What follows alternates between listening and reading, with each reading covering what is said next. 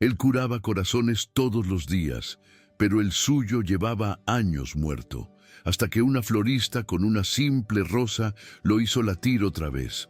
Lo que vino después cambió sus vidas para siempre. Hola mis amigas y amigos, antes de comenzar esta sorprendente historia, dejen en los comentarios desde dónde están viendo y cuéntame cómo va tu día, ¿vale? Y recuerden dar like y suscribirse al canal. El aire del Hospital Universitario La Paz, en Madrid, tenía una densidad propia, una mezcla casi palpable de antiséptico, miedo y una esperanza tan frágil que parecía a punto de quebrarse con cada portazo. Para el doctor Javier Serrano, jefe de cirugía cardiotorácica, ese aire era simplemente el oxígeno que respiraba desde hacía años, un combustible insípido para una existencia que funcionaba con la precisión de un metrónomo, pero sin una sola nota de música. Cada jornada era un calco de la anterior, un torrente de diagnósticos complejos, horas de pie bajo la luz blanca y fría del quirófano y la distante procesión de rostros agradecidos o devastados que ya no lograban penetrar la coraza de profesionalismo que se había forjado. Hacía mucho tiempo que Javier no veía a los pacientes como personas, sino como intrincados puzzles de carne y hueso, desafíos a su pericia. Su corazón, el mismo órgano que reparaba con una habilidad casi milagrosa en otros, era en él un músculo atrofiado, un cuarto cerrado y oscuro en el que no entraba la luz desde la muerte de su esposa, Isabel, 3 años atrás. Al final de su turno, el cansancio no era físico, sino existencial, un peso muerto en el alma que lo empujaba hacia la salida, hacia el silencio de su coche y la todavía más profunda quietud de su apartamento vacío en el barrio de Salamanca. Fue en una de esas tardes grises, cuando el sol de finales de primavera se rendía tras los imponentes bloques de hormigón, que la vio por primera vez. No era más que una mancha de color en la periferia de su visión. Un pequeño puesto, ambulante de flores, anclado cerca de la salida principal del hospital, un contraste casi ofensivo con la monocromía del entorno. Al frente del modesto carrito se encontraba una mujer, Elena Vargas, cuyo rostro mostraba las huellas de una jornada larga, pero cuyos ojos conservaban un brillo tenaz. Javier, con el maletín en una mano y el peso del mundo en la otra, solo quería llegar a su coche, pero el camino lo obligó a pasar justo a su lado. El perfume de las flores, una mezcla dulce y silvestre, lo golpeó como una disonancia.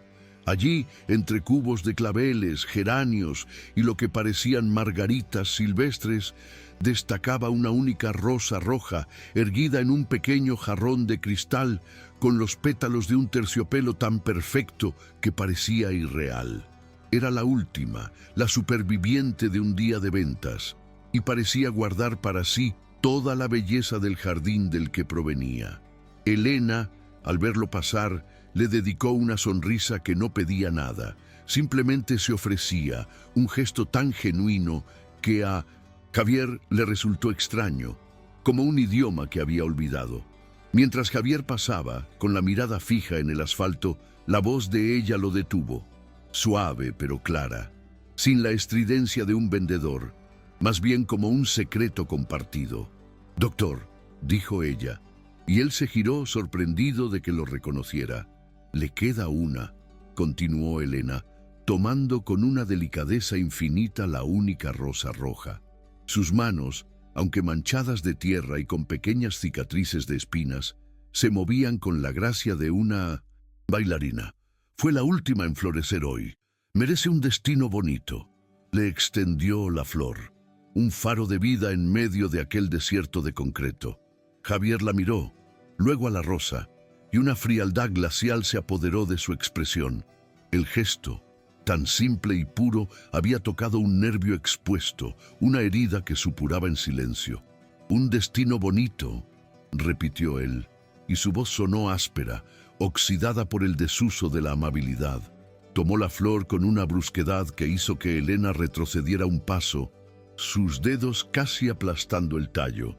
Guárdesela, las flores no curan nada, son solo una bonita mentira que se marchita en un par de días. Sin decir más, dio media vuelta y se alejó, dejando a Elena con la mano extendida y una expresión de perplejidad y una pizca de dolor en el rostro. Ya en la soledad de su coche, arrojó la rosa en el asiento del copiloto, un objeto inútil y ofensivo. Pero entonces, el perfume llenó el habitáculo. No era un perfume cualquiera, era ella, era Isabel, su esposa, que cultivaba exactamente esas rosas en su pequeño jardín y cuyo perfume personal tenía esa misma nota profunda y embriagadora. El aire se volvió espeso, irrespirable. El corazón de Javier, ese órgano dormido, se contrajo en una punzada tan violenta que le robó el aliento y por primera vez en años el cirujano que lo controlaba todo se sintió completamente indefenso, ahogándose en un mar de recuerdos. Los días que siguieron se convirtieron en un extraño ritual de observación. Javier, un hombre de ciencia y lógica, se encontró haciendo algo profundamente irracional: buscarla. Desde la ventana de su despacho, que ofrecía una vista panorámica de la entrada del hospital, sus ojos se desviaban inevitablemente hacia el pequeño puesto de flores de Elena. La veía llegar cada mañana con su carrito, arreglando cada ramo con una paciencia de artesano, y se quedaba allí hasta que el sol comenzaba a esconderse, sin importar el calor sofocante o el viento frío que barría la explanada. Se convirtió en su estudio no solicitado, un caso clínico que no podía resolver. La observaba sonreír a cada persona que pasaba, una sonrisa que no flaqueaba ni cuando el cansancio se hacía evidente en la caída de sus hombros. La vio regalar una pequeña margarita a una niña que lloraba aterrada, aferrada a la mano de su madre de camino a pediatría. La vio escuchar con atención a una anciana que le hablaba durante casi media hora, probablemente contándole la historia de su vida, y Elena asentía, comentaba y le ofrecía un clavel blanco al despedirse, sin aceptar el dinero que la mujer intentaba darle. ¿Qué clase de persona hace eso?, se preguntaba Javier, una mezcla de cinismo e incipiente fascinación bullendo en su interior. Es una estrategia de ventas, se decía a sí mismo, intentando encontrar una explicación lógica, una grieta en aquella fachada de bondad. Pero no había ninguna. Su insistencia en la alegría, en la belleza efímera, en un lugar tan saturado de dolor, comenzó a irritarlo profundamente. Era como si la existencia misma de Elena fuera un reproche a su propia amargura, un desafío a la lógica de su duelo. Él había aceptado que el mundo era un lugar roto, que la belleza era una trampa y que la esperanza era el autoengaño de los necios. Y entonces aparecía ella con sus manos sucias de tierra y su fe inquebrantable en el poder de un pétalo, y desmontaba su sombría cosmovisión sin siquiera saber que él existía. No es normal, murmuraba para sí mismo, mirando cómo ella protegía sus flores del viento con un plástico transparente, como si estuviera resguardando a un grupo de niños indefensos. ¿Por qué esa mujer insiste en florecer en un lugar donde todo parece morir? Esa pregunta se convirtió en un eco persistente en su mente, una astilla bajo la uña de su indiferencia. Empezó a notar los detalles, el termo del que bebía a sorbos a lo largo del día, el libro de bolsillo que leía en los momentos de calma, la forma en que sus ojos se iluminaban de verdad cuando alguien elegía un ramo con esmero. No era una actuación. Aquella mujer creía en lo que hacía, creía en la vida. Y eso, para el doctor Javier Serrano, era el misterio más grande y perturbador de todos. Él, que dedicaba su vida a remendar corazones rotos, no sabía qué hacer con el suyo propio, una ruina silenciosa y polvorienta. Su vida era una sucesión de compartimentos estancos. el hospital, donde era un dios de la cirugía, y su casa, donde era un fantasma. El apartamento, antes lleno de las risas de Isabel y el olor de sus guisos y sus flores, era ahora un mausoleo impecablemente ordenado. Cada objeto permanecía en el lugar exacto donde ella lo había dejado, un santuario paralizado en el tiempo. Por la noche, a veces, abría el armario de ella y hundía el rostro en sus vestidos, buscando desesperadamente un rastro de su perfume, el mismo perfume de la rosa que ahora le recordaba a la florista de la entrada. La presencia de Elena en su rutina visual empezó a actuar como un catalizador químico, forzándolo a comparar su propia existencia hueca con la de ella, tan llena de un propósito simple pero aparentemente profundo. Él salvaba vidas, realizaba proezas médicas que salían en las revistas especializadas, pero se sentía infinitamente más muerto que aquella mujer que simplemente vendía flores en la acera. La ironía era tan cruel, tan afilada, que a veces sentía una risa amarga subir por su garganta, pero nunca llegaba a salir. Un martes, el cielo de Madrid, que había amanecido con un azul engañoso, se desplomó en un aguacero torrencial. La lluvia caía con una furia inesperada, formando ríos en los bordillos y obligando a la gente a correr en busca de refugio. Javier, observando la escena desde el vestíbulo del hospital, vio cómo el caos envolvía la explanada, y entonces la vio a ella, a Elena. No corrió. En su lugar, luchaba contra el viento y el agua para cubrir su preciado cargamento con una lona de plástico que amenazaba con volar en cualquier momento. Estaba completamente empapada, el pelo pegado a la cara, pero su única preocupación eran sus flores. Algo dentro de Javier, un impulso antiguo y enterrado bajo capas de apatía, se movió. Sin pensarlo dos veces, abrió su gran paraguas negro, un objeto tan sobrio y funcional como él mismo, y salió a la tormenta. Caminó con paso decidido hasta su puesto, el sonido de la lluvia sobre la tela del paraguas ahogando el latido acelerado de su propio corazón. Se sentía ridículo, expuesto, pero no se detuvo. Al llegar a su lado la cubrió con el paraguas, creando un pequeño oasis de calma en medio del diluvio. Elena se sobresaltó al sentir que la lluvia cesaba sobre ella. Levantó la vista, apartándose un mechón de pelo mojado de los ojos, y se encontró con la mirada seria del doctor Serrano, el mismo hombre que había despreciado su rosa con tanta frialdad. Estaba allí, sosteniendo un paraguas sobre ella, con el traje caro salpicado por el agua. Por un momento, ninguno de los dos dijo nada. El único sonido era el golpeteo rítmico de la lluvia sobre el paraguas y el murmullo lejano de la ciudad. Fue él quien rompió el silencio, su tono tan profesional como si estuviera dando un diagnóstico. «Señora, va a coger una pulmonía ahí fuera. Debería resguardarse». Su voz era grave, pero carecía de la dureza de la última vez. Elena lo miró, no a los ojos, sino a la mano con la que él sujetaba el paraguas con tanta firmeza, y luego una pequeña sonrisa curvó sus labios. «Gracias, doctor», respondió ella, su voz suave pero sin temblar. «Pero no puedo irme. Mejor yo cojo una pulmonía que dejar que mis flores se ahoguen. Ellas también tienen algo que decir, ¿sabe? Y no les gusta que el agua estropee su mensaje». Javier la observó, perplejo. Esperaba gratitud, quizás un poco de vergüenza, pero no aquella respuesta. Una mezcla de pragmatismo y una poesía casi infantil. «¿Un mensaje?», inquirió él, arqueando una ceja. «¿Qué clase de mensaje puede tener una flor mojada?».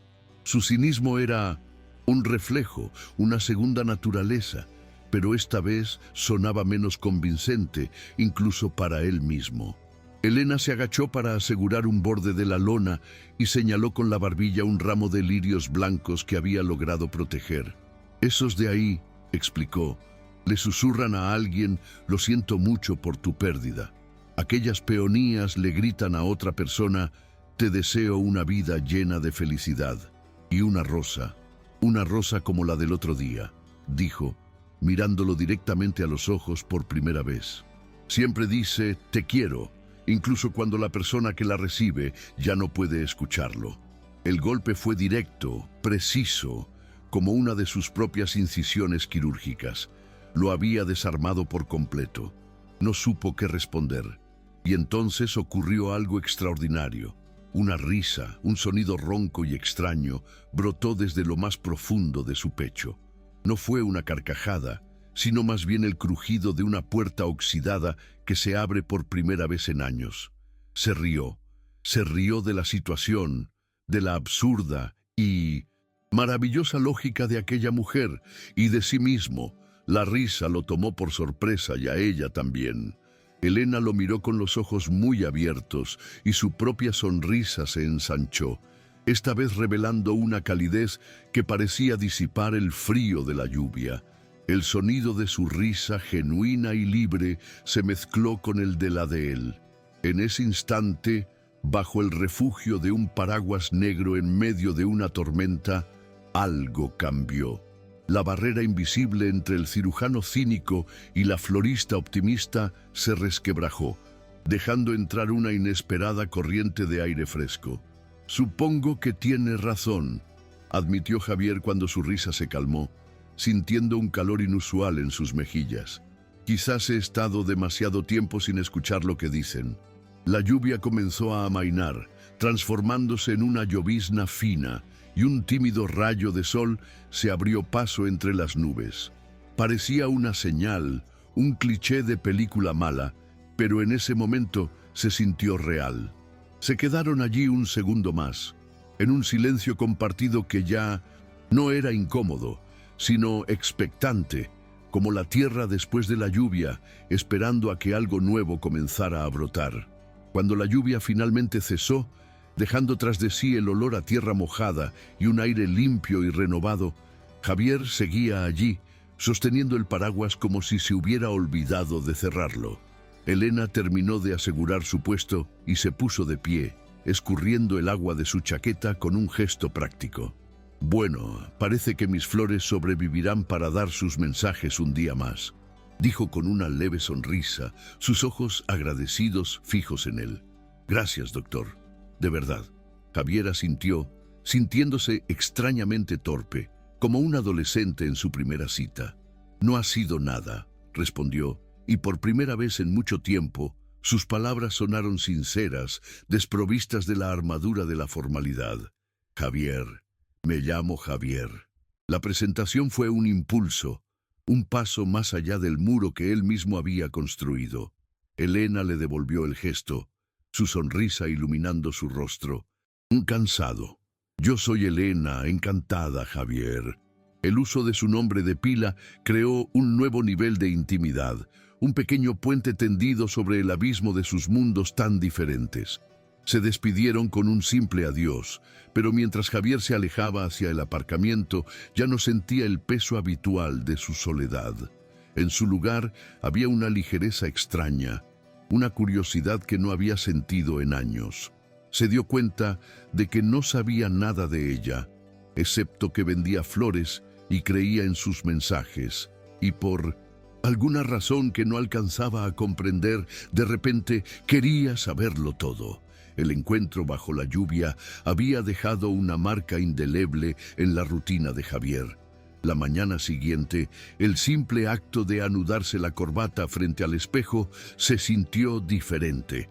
Vio su propio reflejo, la misma expresión severa y los mismos ojos cansados, pero por debajo de la superficie, una corriente subterránea de algo parecido a la expectación le recorría el cuerpo.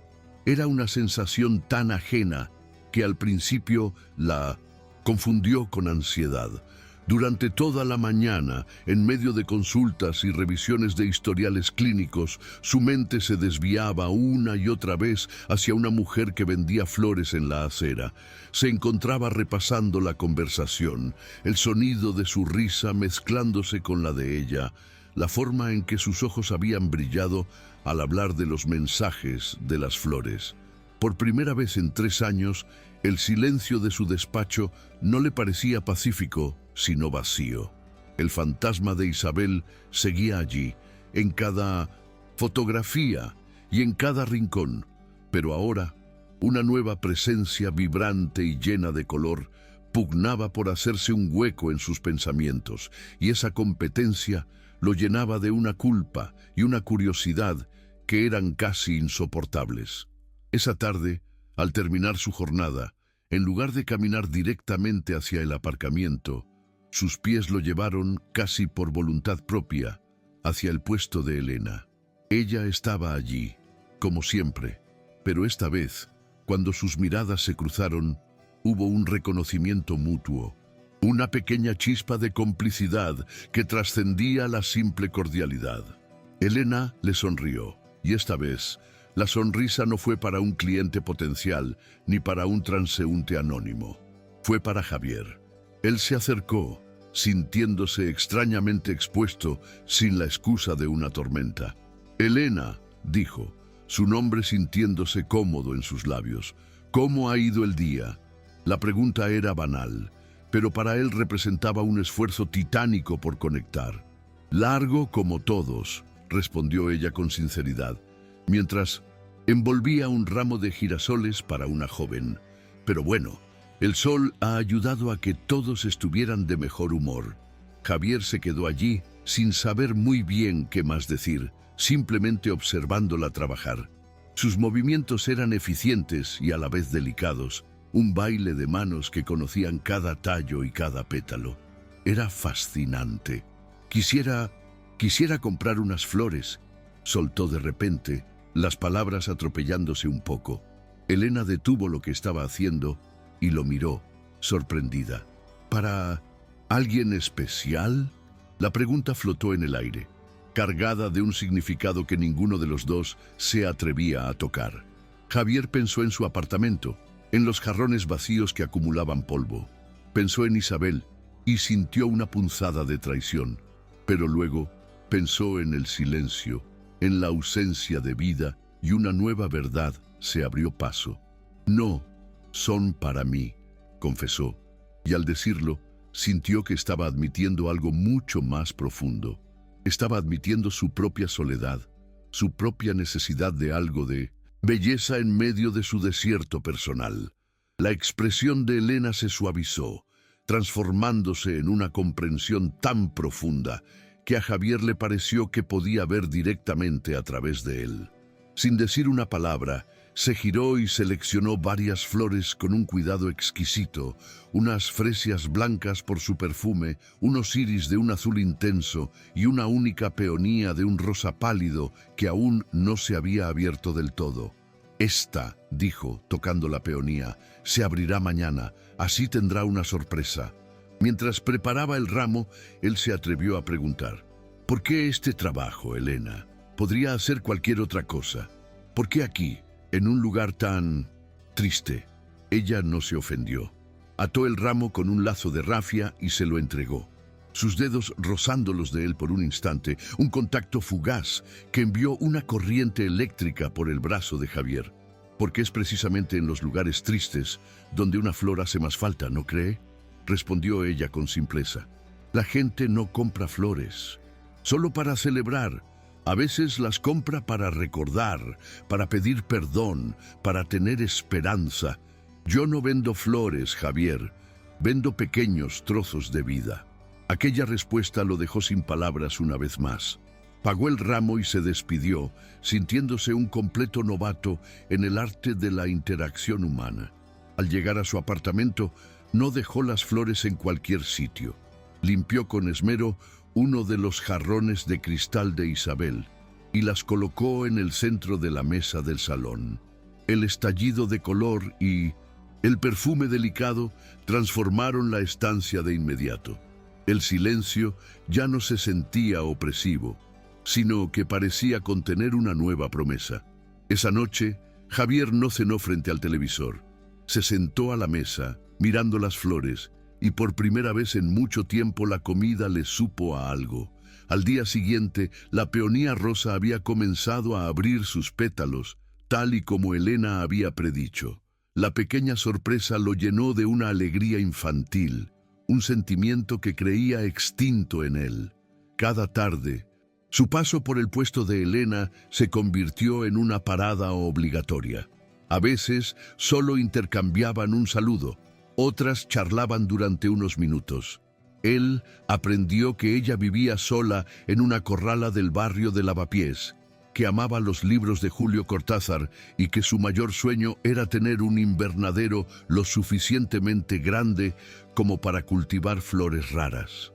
Ella aprendió que él trabajaba demasiado, que hablaba poco de sí mismo, pero que sus ojos se suavizaban cuando mencionaba algún caso médico resuelto con éxito. Eran pequeñas pinceladas que iban componiendo el retrato del otro, un boceto que ambos anhelaban completar. Una tarde de viernes, mientras él le contaba sobre la frustración que sentía por la escasez de luz natural en su moderno pero aséptico apartamento, Elena lo miró con una chispa de picardía en los ojos. Mi casa es todo lo contrario. A veces tengo que cerrar las cortinas para poder leer sin que me deslumbre tanto verde, dijo ella riendo. Debería verla algún día. Mi floristería, como usted la llama, no es solo este carrito. La invitación fue casual, espontánea, pero para Javier sonó como la apertura de una puerta sagrada. ¿Hablas en serio?, preguntó, casi conteniendo la respiración. Claro, respondió ella. ¿Qué tal el domingo? Por la tarde. No habrá mucho que hacer, solo yo y mis plantas. Podría aburrirse soberanamente. Él sintió un nudo de nervios y emoción en el estómago. No lo creo, respondió con una sinceridad que lo sorprendió a sí mismo. Me encantaría, Elena. El domingo se le antojó tan lejano como la próxima galaxia. Por primera vez en años, Javier Serrano tenía algo que esperar con ilusión. Un punto de luz en el monótono calendario de su vida. El domingo por la tarde, Javier se encontró caminando por las bulliciosas y estrechas calles de Lavapiés, un mundo completamente ajeno a la ordenada opulencia de Salamanca. Se sentía como un extranjero en su propia ciudad. Siguiendo las indicaciones de Elena, llegó a una antigua corrala, un edificio con balcones de madera que daban a un patio central comunitario, y allí, en el centro de ese patio, estaba el oasis de Elena. No era una tienda, ni un taller, era una extensión de su alma. El patio, que para otros vecinos era un simple lugar de paso, estaba colonizado por un ejército de macetas de todos los tamaños y colores. Había rosales trepadores que se enredaban por las barandillas, macizos de lavanda que perfumaban el aire y una colección de plantas y flores que Javier ni siquiera podía nombrar. Era un caos vibrante, un desorden lleno de vida que contrastaba violentamente con la simetría estéril de su propio hogar. Elena lo recibió en la puerta, vestida con unos vaqueros y una sencilla camiseta, descalza sobre las baldosas del patio. «Bienvenido a mi jungla», dijo con una sonrisa radiante. «Pasa, no muerden, la mayoría». Javier entró en el patio y se sintió abrumado. El aire era denso por la mezcla de aromas. Tierra húmeda, el dulzor de los jazmines, el toque cítrico de las hojas de geranio. La luz del sol se filtraba a través de las hojas, creando patrones danzantes en el suelo. Era mágico. «Esto es», comenzó a decir, pero no encontró la palabra adecuada. «Increíble». Elena rió suavemente. «Es mi refugio. Aquí respiro», confesó ella, y su voz tenía un tono íntimo, vulnerable. Javier la miró, rodeada de sus plantas, y sintió una punzada de algo parecido a la envidia, pero sin amargura. Era anhelo. «Y yo», confesó él, su propia voz, saliendo casi en un susurro, «no sé más lo que es eso». La confesión quedó suspendida entre ellos, una verdad desnuda y dolorosa. Fue el acto más valiente que había hecho en años, admitir su vacío ante la única persona que parecía rebosar de vida. Elena no dijo nada. No ofreció palabras de consuelo vacías ni consejos fáciles. Simplemente lo miró con una empatía tan profunda que él sintió que por fin alguien lo veía de verdad. No al brillante doctor Serrano, sino al hombre roto que se escondía detrás. «Ven, quiero enseñarte algo», dijo ella después de un momento, tomándolo suavemente de la mano para guiarlo hacia un rincón del patio. El contacto de su piel, cálida y suave a pesar de las durezas del trabajo, fue como una descarga. Lo llevó hasta una pequeña mesa de trabajo donde había una maceta con un plantón de aspecto frágil. «Es una camelia. Es muy delicada, necesita un trasplante, pero hay que hacerlo con mucho cuidado». Le explicó el proceso, cómo ahuecar la tierra, cómo sostener las raíces sin dañarlas. «Inténtalo tú», le propuso. Javier, el cirujano cuyas manos eran famosas por su firmeza y precisión milimétrica, se sintió torpe e inútil. «Voy a matarla», bromeó, pero había un deje de nerviosismo en su voz. «No lo harás, solo tienes que sentirla, escuchar lo que necesita», le aseguró ella. Él metió las manos en la bolsa de tierra, una sensación extraña y primordial. Mientras intentaba colocar la planta en la nueva maceta, sus manos temblaban ligeramente. Elena se acercó por detrás para guiarlo, colocando sus manos sobre las de él. Así, con más suavidad, susurró cerca de su oído. El mundo de Javier se redujo a ese instante, el calor de la espalda de ella contra la suya, su aliento en su cuello, el perfume de su pelo mezclado con el de la tierra, y sus manos juntas, cuidando de una pequeña y frágil vida. El tiempo se detuvo. El bullicio de Madrid se desvaneció, dejando solo el latido de dos corazones en un patio lleno de flores. Lentamente, Javier se giró para mirarla. Estaban tan cerca que podía ver las pequeñas motas doradas en el iris de sus ojos marrones. La sonrisa de Elena se desvaneció, dando paso a una expresión de expectación, de vulnerabilidad. El aire entre ellos se cargó de una electricidad palpable. Ya no eran el doctor y la florista, eran solo Javier y Elena. Movido por un impulso que nacía de un lugar que creía muerto y enterrado, él se inclinó hacia ella. Vio cómo los ojos de Elena se entrecerraban, cómo sus labios se entreabrían ligeramente en una invitación silenciosa. Estaba a punto de besarla, a punto de cruzar el puente que los separaba de un nuevo comienzo. Pero entonces, como un fantasma helado, la imagen de Isabel apareció en su mente, sonriendo desde el jardín que tanto amaba. La culpa lo golpeó con la fuerza de un puñetazo en el estómago. ¿Qué estaba haciendo? ¿Cómo podía siquiera pensar en besar a otra mujer en un jardín, el santuario que había pertenecido a Isabel? Retrocedió bruscamente, como si se hubiera quemado. «Yo no puedo», murmuró, su voz rota. La confusión y el dolor inundaron el rostro de Elena.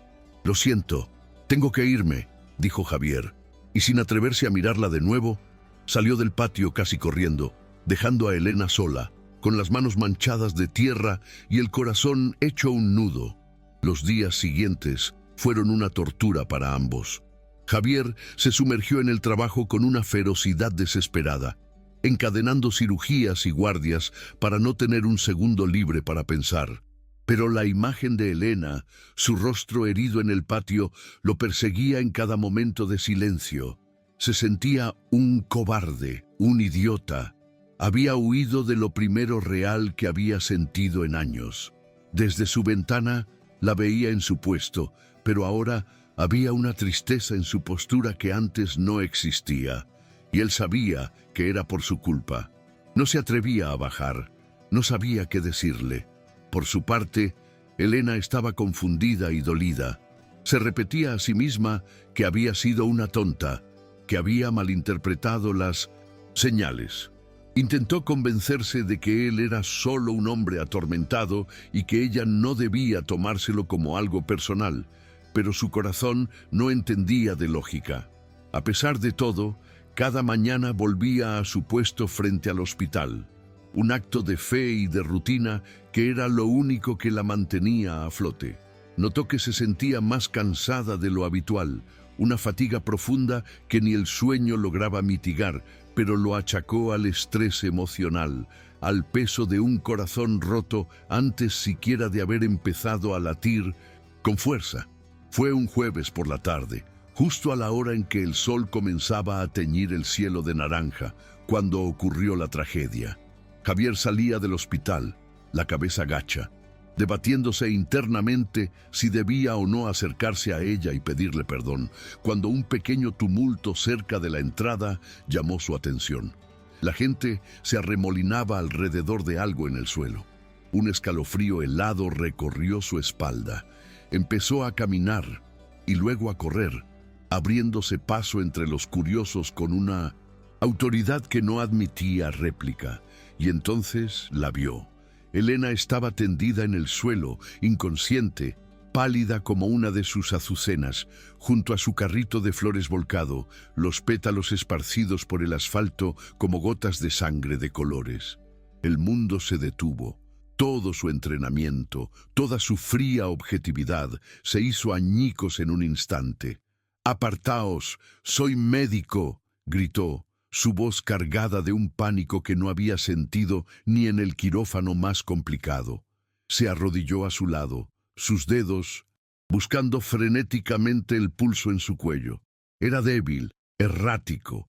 «¡Elena!», gritó su nombre suplicando. «¡Elena, mírame!». La tomó en sus brazos, su cuerpo frágil y liviano, y corrió hacia las puertas de urgencias, ignorando los protocolos, ignorando todo excepto la necesidad primordial de salvarla. Mientras corría por los pasillos que conocía tan bien, con ella en brazos, un único pensamiento martilleaba su cerebro, una oración desesperada. «Elena, no te vas a morir también.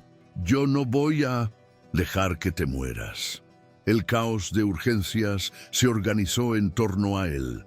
Como jefe de cirugía, su presencia y sus órdenes eran ley. La llevaron a un box de reanimación mientras un equipo se movilizaba a su alrededor. Javier, aunque temblando por dentro, recuperó una parte de su compostura profesional, dictando procedimientos, pidiendo pruebas, su mente funcionando a una velocidad vertiginosa. Le hicieron un electrocardiograma, análisis de sangre, una ecocardiografía de urgencia. Javier observaba los monitores, su propio corazón latiendo al ritmo desbocado del de ella. Cada pitido errático de la máquina era una tortura. Los minutos se hicieron horas. Finalmente, con los resultados en la mano, el cardiólogo de guardia, un colega más joven llamado Marcos, se acercó a él con una expresión sombría. «Javier, es grave», dijo en voz baja. «Tiene una miocardiopatía dilatada severa, probablemente de origen congénito, no diagnosticada. El ventrículo izquierdo está muy debilitado. Lo que ha tenido es una arritmia ventricular que casi la lleva a la parada cardíaca. Su corazón está fallando». La noticia cayó sobre Javier como una losa de plomo. La ironía era de una crueldad insoportable. La mujer que había comenzado a reparar su corazón roto tenía el suyo propio a punto de rendirse. El diagnóstico definitivo llegó poco después, tras una resonancia magnética cardíaca, una malformación estructural que requería una intervención quirúrgica compleja y urgente, una remodelación ventricular, un procedimiento de alto riesgo que solo unos pocos cirujanos en el país estaban capacitados para realizar. Él era uno de ellos. El jefe del hospital, el doctor Ramírez, un hombre pragmático y apegado a las normas, lo llamó a su despacho. «Javier, sé que es la mujer que has traído. Lo siento mucho», comenzó con cautela.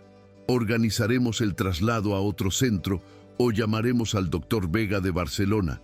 Evidentemente, tú no puedes operarla. El protocolo es claro. El conflicto de intereses».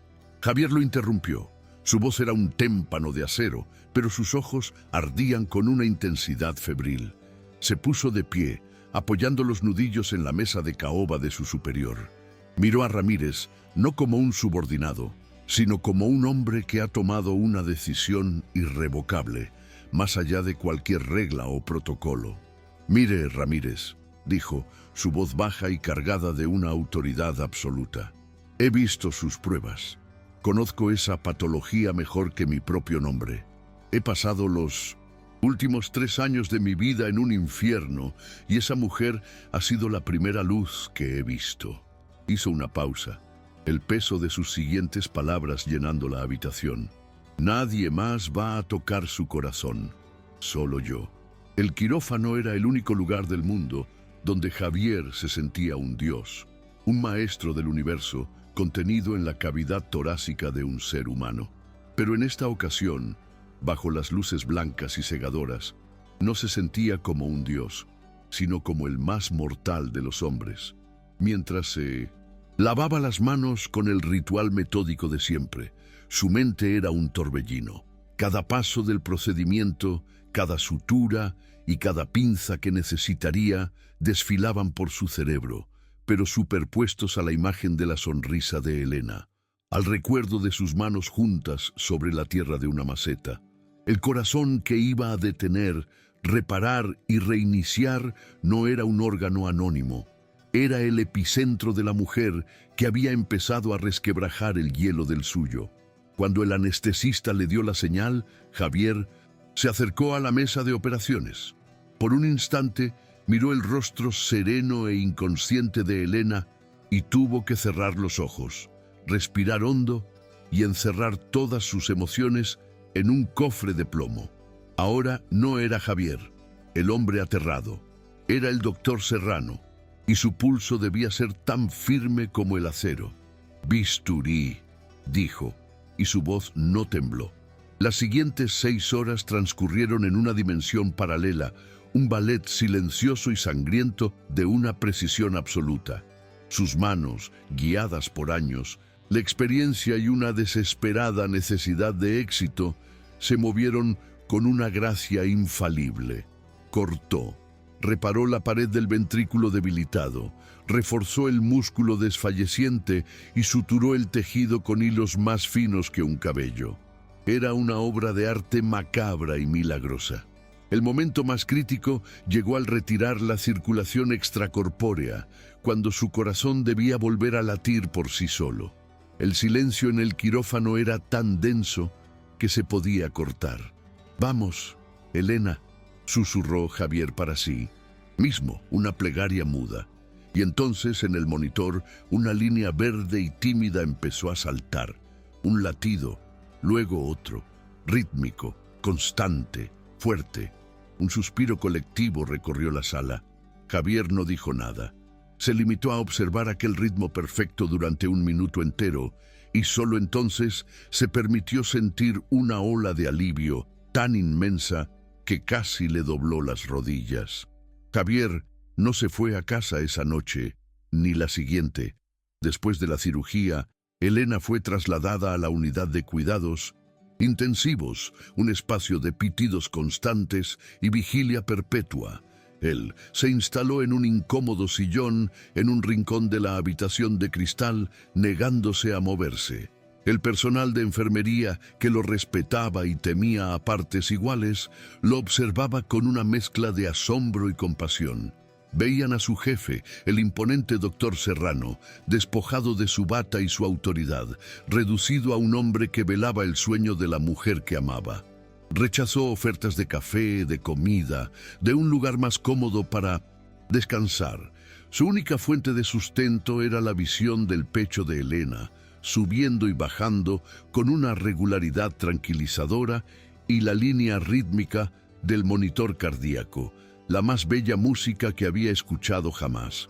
Repasaba mentalmente cada segundo de la operación, cada decisión, atormentado por la posibilidad de haber cometido el más mínimo error. La miraba, tan frágil entre un mar de tubos y cables, y se preguntaba cómo una criatura tan delicada podía albergar una fuerza tan inmensa, una fuerza que lo había alcanzado y sacudido hasta los cimientos. Fue durante la segunda noche de su vigilia en la quietud de la madrugada, cuando los dedos de ella se movieron ligeramente. Javier se incorporó de un salto, acercándose a la cama. «Elena», susurró.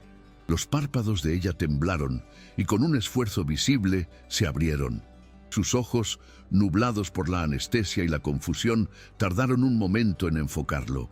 «¿Javier?», musitó, su voz apenas un hilo de aire ronco. Una sonrisa de puro alivio iluminó el rostro agotado de Javier. «Estoy aquí», le dijo, tomando su mano con una delicadeza infinita, consciente de las vías que la poblaban. «Todo ha salido bien. ¿Estás bien?». Elena asimiló la información lentamente.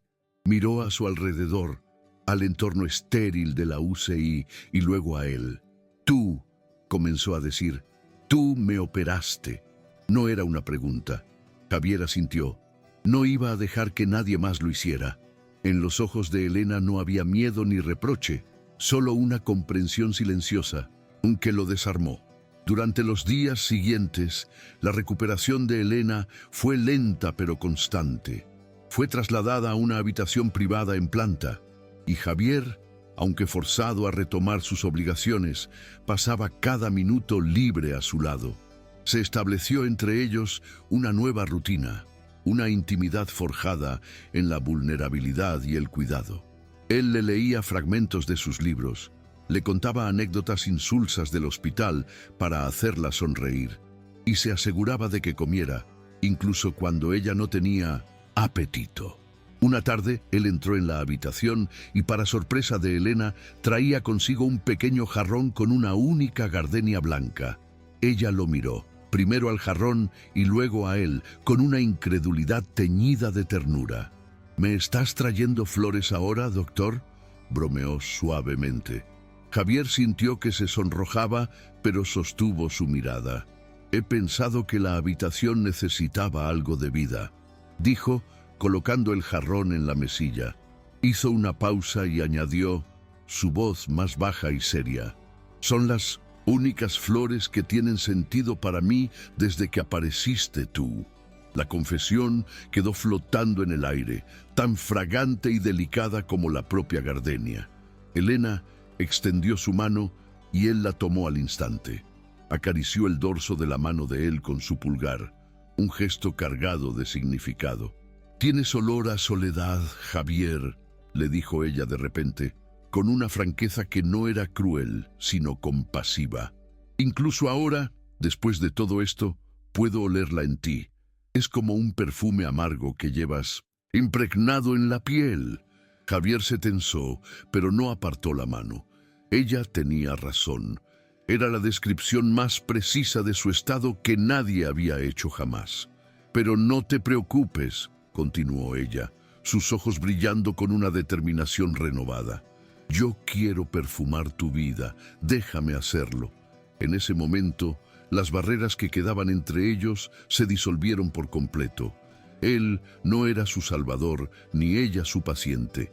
Eran dos almas que se reconocían en sus cicatrices, dos corazones, uno reparado físicamente y el otro emocionalmente, que comenzaban a encontrar un ritmo acompasado.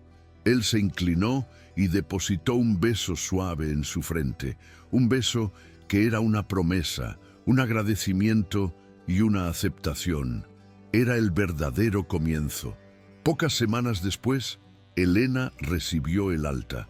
Aunque todavía débil, sentía una euforia que no había experimentado nunca. Tenía una segunda oportunidad en la vida, un corazón que latía con fuerza y un hombre que la miraba como si fuera un milagro. Javier la llevó en su coche hasta su casa en Lavapiés. Ella estaba ansiosa por volver a su patio, a su jungla, el lugar que era la manifestación física de su alma. Había pedido a una vecina que le regara las plantas, pero necesitaba sentirlas, olerlas, tocarlas. Mientras subían las escaleras hacia el patio, un olor extraño llegó hasta ellos, un olor acre y amargo a quemado que se superponía al perfume de las flores. El corazón recién reparado de Elena comenzó a latir con una ansiedad repentina. Al entrar en el patio, Un grito ahogado escapó de sus labios. Su jungla ya no existía. Un incendio, causado por un cortocircuito en el viejo cableado del edificio la noche anterior, había devorado su santuario. El patio era un paisaje de pesadilla, un cementerio de plantas carbonizadas. Los rosales eran esqueletos negros y retorcidos, las macetas estaban rotas y cubiertas de hollín, y el aire estaba impregnado del olor de la muerte vegetal. Todo su trabajo, todos sus sueños reducidos a cenizas. Mis flores, susurró, cayendo de rodillas en medio de la desolación. Mis sueños. El mundo se desmoronó a sus pies. La fuerza que la había sostenido durante la enfermedad y la recuperación se quebró, y un sollozo desgarrador brotó de lo más profundo de su ser. Javier se quedó paralizado por un segundo, el horror reflejado en su rostro. Luego corrió hacia ella, arrodillándose a su lado entre los restos carbonizados. La rodeó con sus brazos mientras ella lloraba desconsoladamente, su cuerpo sacudido por espasmos de dolor. No había nada que pudiera decir. Las palabras eran inútiles frente a tanta devastación, así que simplemente la sostuvo, absorbiendo su dolor, ofreciendo su presencia como un ancla en medio de su naufragio. Ella se aferró a él, hundiendo el rostro en su pecho, sus lágrimas empapando su camisa. «Lo he perdido todo, Javier», sollozó ella. «No me queda nada, nada». Él le apartó el pelo de la cara, un rostro manchado de hollín y lágrimas. La miró a los ojos, su propia mirada firme y llena de una convicción inquebrantable. Apretó su abrazo anclándola a la realidad, a él. «No es verdad», le dijo con una voz suave pero intensa, una voz que no dejaba lugar a dudas. «Me tienes a mí». En ese momento, entre las cenizas de sus sueños, Elena sintió que esa promesa era lo único real que le quedaba, la única raíz que el fuego no había podido destruir. Sin embargo, en los días que siguieron, algo inesperado sucedió. Después de instalar a Elena temporalmente en un hotel y asegurarse de que tenía todo lo que necesitaba, Javier comenzó a distanciarse. Al principio, ella pensó que era por el trabajo, pero las llamadas se hicieron más cortas, las visitas más esporádicas. Él parecía ausente, su mirada perdida en un punto lejano. La tragedia de Elena, la visión de sus sueños reducidos a cenizas, había actuado como una llave, abriendo una caja de Pandora en la mente de Javier. El olor a humo, la visión de la destrucción total, la pérdida absoluta de algo amado. Todo se fusionó con el recuerdo enterrado de la enfermedad de Isabel, su lenta extinción, la pérdida de su propio mundo. La depresión que había mantenido a raya con una disciplina de hierro durante 3 años, volvió con una fuerza arrolladora, arrastrándolo a las profundidades. Un día, simplemente, dejó de responder al teléfono. Elena, aún convaleciente pero con una fuerza interior que ni ella misma conocía, sintió una punzada de pánico, pero esta vez no era por ella, era por él. Comprendió que al intentar ser su roca, él se había desmoronado. Se vistió y, en contra de toda recomendación médica, tomó un taxi hasta el apartamento de él en Salamanca. Lo encontró como ella había imaginado, encerrado en la penumbra. Las cortinas estaban corridas, los platos sucios se apilaban en la cocina y él estaba sentado en un sillón, con la mirada vacía, vestido con la misma ropa del día anterior.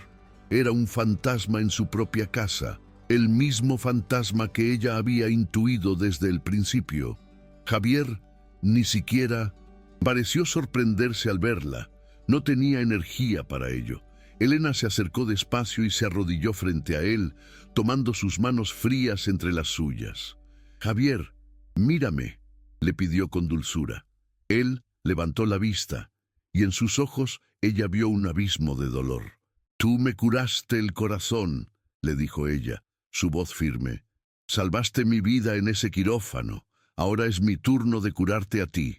Él no respondió, pero una lágrima solitaria rodó por su mejilla. Ella se quedó con él. Durante los días siguientes, se convirtió en su cuidadora silenciosa.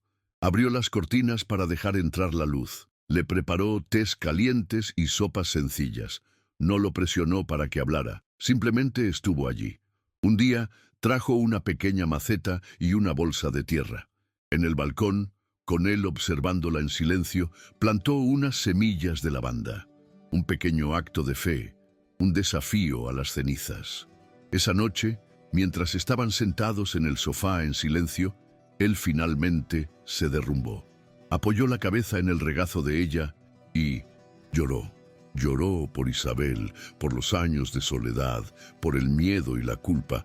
Lloró hasta que no le quedaron más lágrimas. Y Elena lo acunó, acariciando su pelo, absorbiendo su dolor sin decir una palabra, perfumando su vida con la fragancia de la compasión. Ese llanto fue una catarsis, un punto de inflexión. Cuando la tormenta pasó, dejó tras de sí una calma extraña y una nueva claridad. Se miraron, despojados de todas sus defensas, y se vieron el uno al otro en su totalidad, con sus cicatrices y sus grietas. Ya no había un salvador y una víctima, solo había dos personas que habían caminado por el infierno y habían encontrado el camino de vuelta, juntas. Unas noches después, organizaron una cena, no en un restaurante caro, sino en el apartamento de Javier, que poco a poco volvía a llenarse de luz y de vida. Él cocinó una pasta sencilla y ella improvisó un centro de mesa con algunas flores silvestres que había comprado en un mercado. Comieron a la luz de las velas, en una atmósfera de paz y aceptación. «No somos perfectos, Elena», dijo él en un momento, su voz cargada de emoción. «Estamos llenos de remiendos y partes rotas». Ella le sonrió, una sonrisa que contenía toda la sabiduría del mundo. «No, no somos perfectos», coincidió, «pero somos dos corazones cicatrizados que han aprendido a latir juntos. Y eso, Javier, es mucho más real que la perfección. Eso ya es amor». Él se inclinó sobre la mesa, tomó su rostro entre sus manos y la besó. Fue un beso que no tenía nada que ver con el impulso frustrado de aquel día en el patio.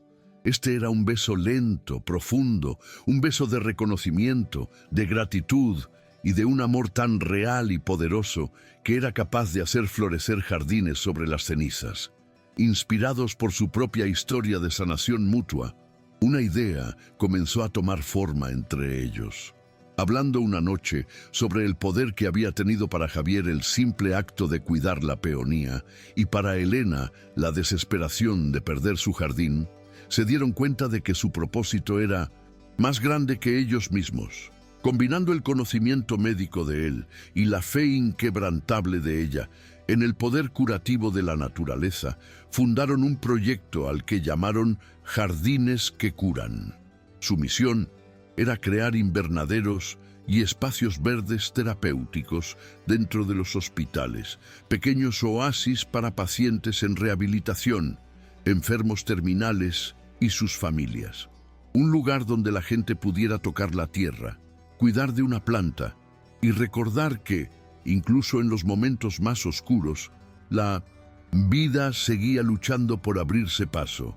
Javier consiguió los fondos y los permisos, y Elena diseñó cada jardín con un amor y un conocimiento que iban más allá de la botánica, eligiendo flores y plantas por sus colores, sus aromas y los mensajes que transmitían. Su proyecto fue un éxito rotundo, una revolución silenciosa que llevaba color y esperanza a los pasillos más grises. Unos años más tarde, en una mañana soleada de primavera, la estufa principal del Hospital La Paz, ahora bautizada oficialmente como el Centro Elena Vargas de Terapias Florales, era un bullir de vida. Elena, con el rostro más sereno y feliz que nunca, le enseñaba a una niña de unos 4 años, de pelo rizado como el suyo, cómo regar unas violetas. La niña reía, salpicando agua por todas partes. En ese momento, Javier entró en el invernadero. En sus brazos traía a un niño más pequeño, de unos 2 años, que balbuceaba alegremente. Se acercó a ellas y le dio un beso a Elena, un beso cotidiano, lleno de una historia compartida. Las rosas florecieron hoy temprano, amor, dijo él, mirando un rosal cercano que estaba cubierto de flores de un rojo intenso, idénticas a aquella primera rosa que lo había roto y reconstruido todo. Elena sonrió y se apoyó en él, su pequeña familia reunida en el corazón de su sueño hecho realidad. «Como floreciste tú en mí, Javier», respondió ella en un susurro. Se abrazaron los 4, rodeados por el perfume de la vida, el color de la esperanza y el sonido de las risas infantiles. En la entrada del invernadero, una placa de bronce brillaba bajo el sol, y en ella se leía una simple frase: Centro Elena Vargas de Terapias Florales, donde el amor florece.